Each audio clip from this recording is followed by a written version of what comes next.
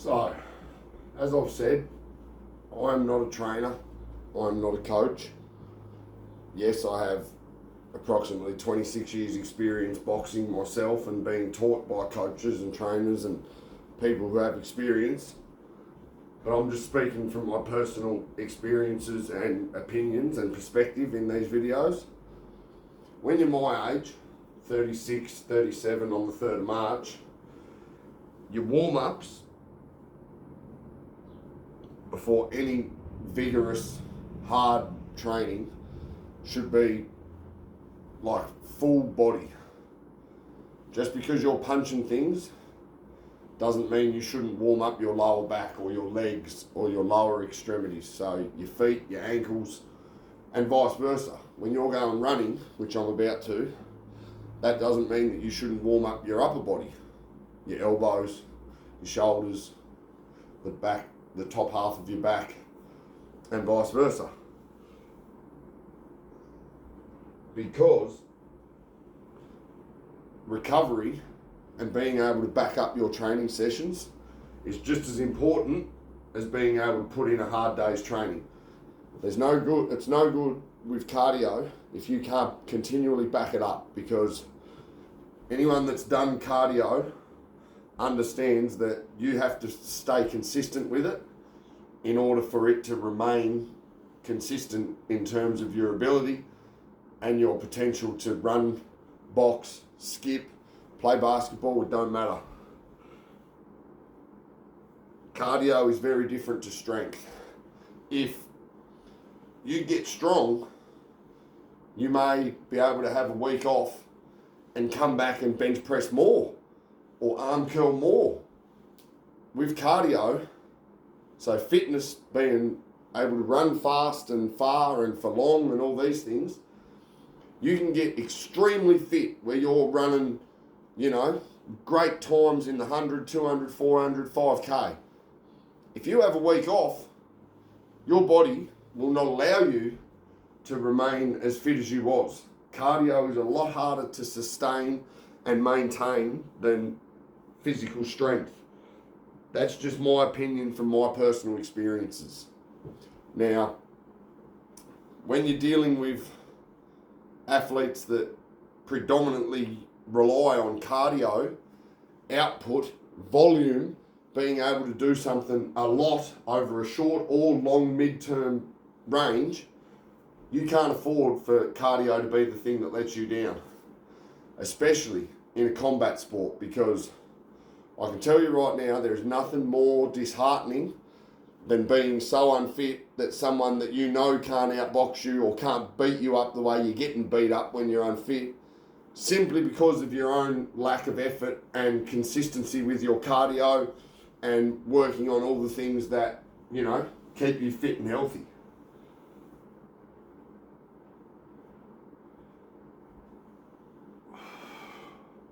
So yeah, your warm-up, back to the warm-ups, is just as important as the stuff that you do, your output. Because for me, being 36, if I don't warm up properly, my whole body, especially before running, jogging or sprinting, the next day, I can't perform to the best of my ability, because my groin, my lower back and my body overall is just not recovered from doing the exercises that are like strenuous on your whole body. Jogging, running, skipping, sparring, hard bag work.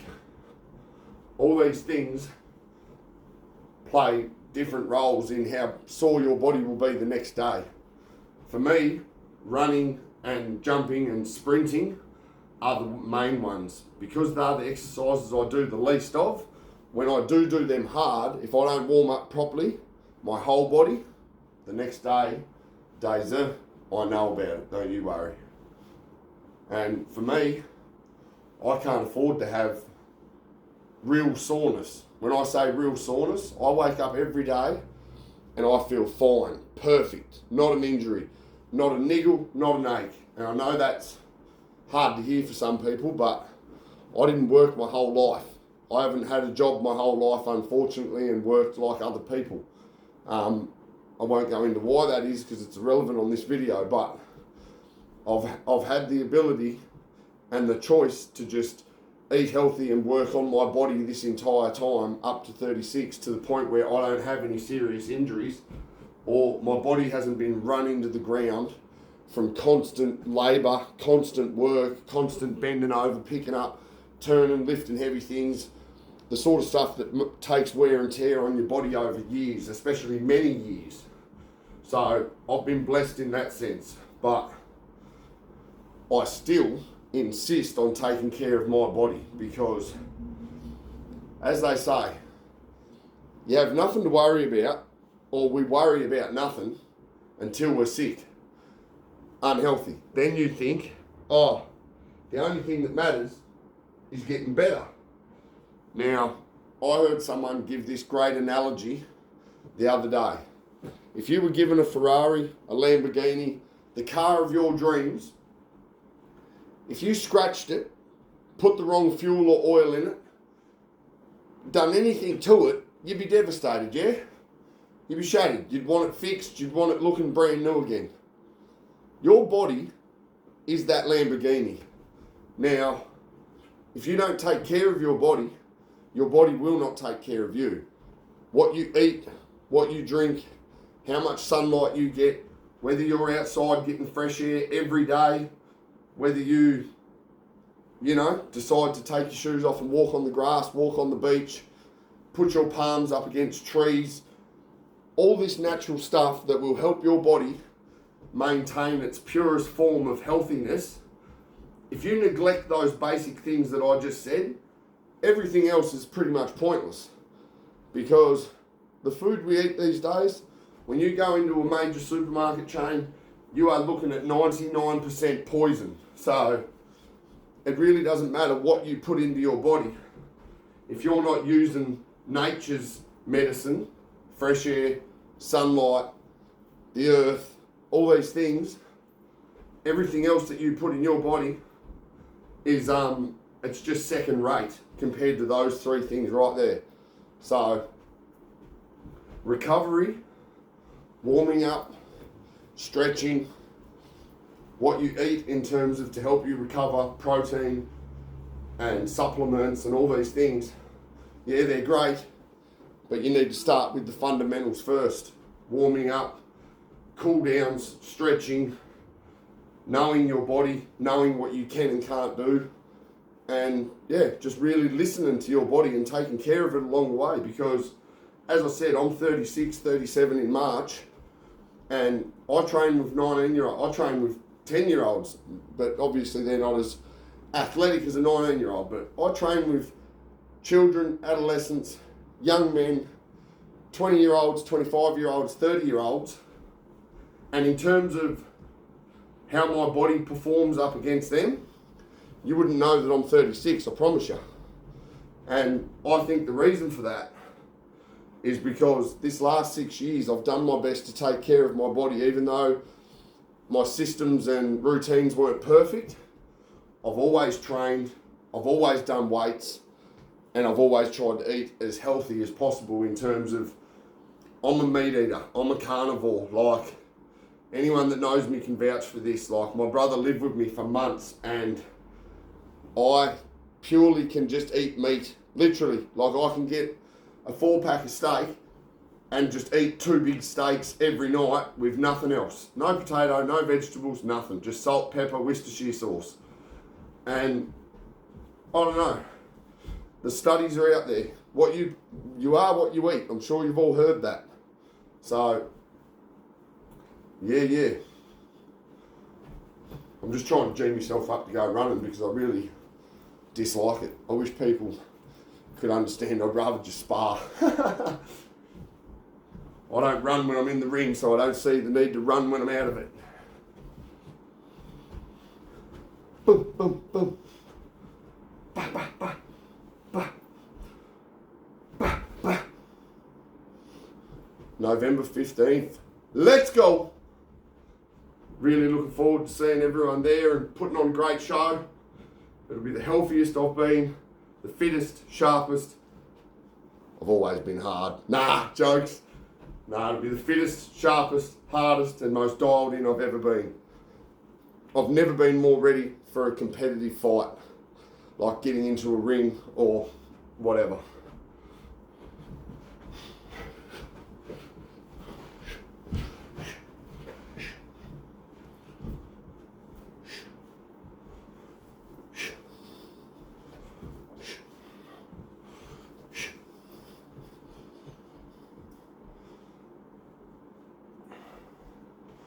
A lot of people have probably seen me doing this and thought I looked a bit special, but I actually learnt it off a man named Jason Dell, I believe his name is.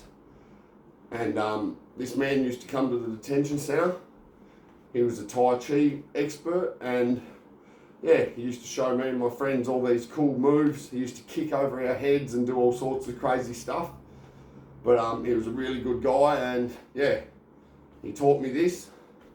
Basically, you just start off arm shoulder width, and although it may look like I'm using my arms and my hands to swing around like this, if you watch, I'm actually pushing through my legs. My arms are just hanging, and they just naturally slap up against there and there, which anyone that boxes especially, but combat sports in general, so arms there, you can just acknowledge that once you start really getting into it, you're smacking yourself straight, especially with the palms of your hands and the backs of your fist. You are smacking yourself straight in the extremities that people aim for when they try to punch you. Your liver, your kidney, your spleen, your abdomen, and if you go a bit higher, you're smacking yourself in the top ribs, your sternum, under your lungs, like it's all, yeah, just warms your body up. And the best thing is, it's a full body sort of workout because you're pushing through your legs. And it will warm you up, trust me. I've been doing it for years. Again, these are just my opinions. I'm not a coach. I'm not a qualified expert in anything. So, just from personal experiences and my own journey, I share these things.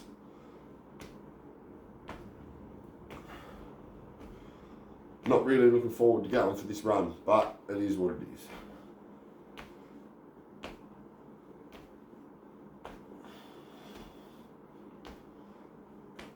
I want to congratulate all the boys that are on, all the gentlemen I should say, all the men that are on the November 15th card, because obviously majority of us bar one are Tasmanian, so I support all yous, and I want to see yous all win in devastating fashion.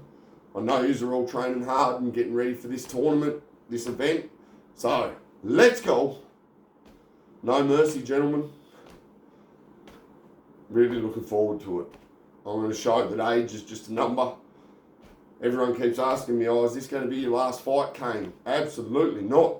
As long as I can train to the ability that you have, to the potential and ability that you have to fight as a professional, and I can wake up every day without a pain, niggle or injury, I'll be throwing bombs and knocking people out for as long as I can. Let's go.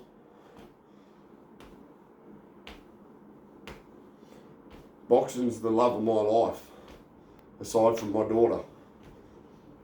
And because I was always a shitty half version of myself, I couldn't feel confident in saying that, because when you're not turning up to train and putting in the work, when you're not fit enough to spar more than one hard round, even one soft round, consistently, like you have to have a round off, round in, round off, round out, like it's hard to have confidence and say, oh yeah, I love boxing. How can you love something that you don't do consistently?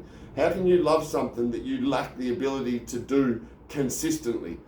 It's, yeah, it made me feel stupid. That's the point I'm making, is that I've loved this sport since I first got introduced to it at 10 years old, but yet because of my inability to remain consistent with it and get the most out of my ability and live up to my potential, I couldn't say it out loud, because I knew people that were training twice a day, 6 days a week, and could punch the piss out of me. So for me to sit there and be vocal and verbal and be like, oh, yeah, I love boxing, boxing's my life, they'd just be sitting there thinking, geez, this can't talk shit. And I'm sure you can all acknowledge like that it's not just with sports and physical potential and sporting abilities that people can be called out, or made feel stupid for saying things like that, because it can apply to everything. You say you love someone, but in the same day you'll say atrocious, nasty things to them. Do you really love them? I don't know. I don't agree with that.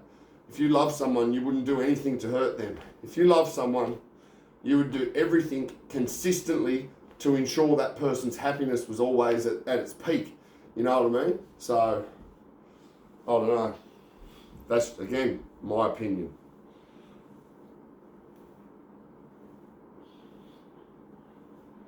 Hope everyone's having a great day. Went to my first Bible study last night with Rafferty, and it was bloody amazing. I want to thank all the fellas that were there.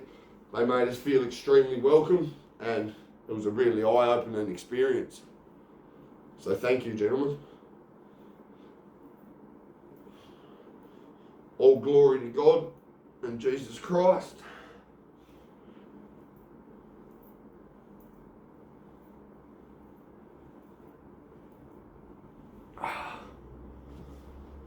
I think my 36-year-old body's ready. Let's go.